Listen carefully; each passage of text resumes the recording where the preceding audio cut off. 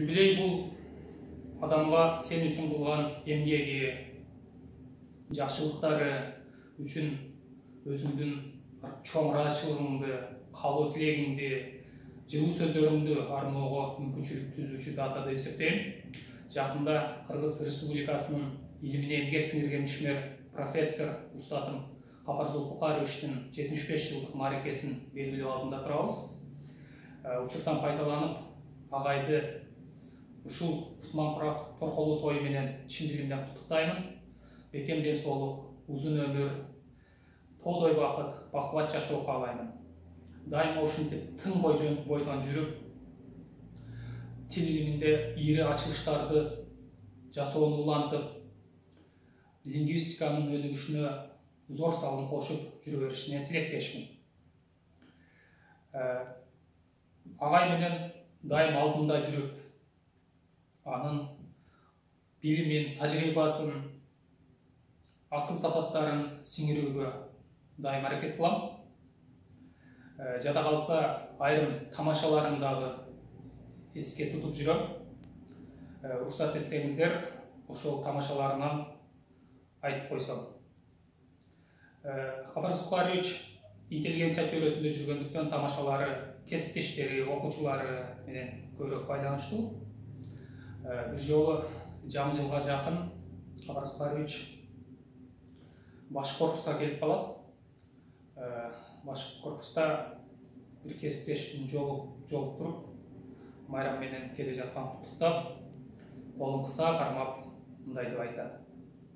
Ушул жылы сизди абдан оор, чоң жүк бассын. Ал жүктү көтөрө албай кыйналыңыз. Өргөтүп жиберейин десеңиз, алыңыз жетпесин дегенде таанышынын түсү өзгөрөт. Эмнелерди айтып атат дегенсиз. Анда агай ал жүктүн аты бакыт болсун деп сөзүн жыйынтыктаганда мындай деп күтпөгөн кесиптеши күлүп жиберет. Дагы бир кесиптеши устатым декан болуп жүргөн мезгилде кабинетине абдан ачууланып, албуттанып кирип барып арыз муңун айтат. Кайра бара жатканда эшикти абдан катуу тарсылдатып жаап чыгып кетет. Арадан бир нече күн өтүп, агайды кайрадан жолуктуруп калат. Жолуктуруп, кечирим сурай баштайт. Анда агай таңыркап карагансып мындай дейт. Сен эмнеге менден кечирим сурап атасың? Андан көрө барып эшиктен кечирим сура.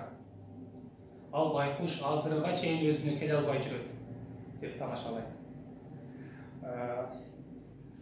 Жаңыдан тема алган аспиранты бир күн агайга мындай кайрылат. Агай, бош мезгилиңизде сизге чалсам болобу дейт. Анда агай акырын карап туруп, унчукпай туруп, чалсам жыгылып калсам эмне болот? Өзү арам жүрсөм деп куудулдана, чалып, буттан чалып, жыга чапсам эмне болот? Эмне болом дегенди кыйытып айткан эле. Бул сыяктуу агайдын курч азил тамашалары абдан көп. Убакыт чектелүү болгондуктан сөзүмдү жыйынтыктайын. Көңүл бурганыңыздар үчүн чоң рахмат.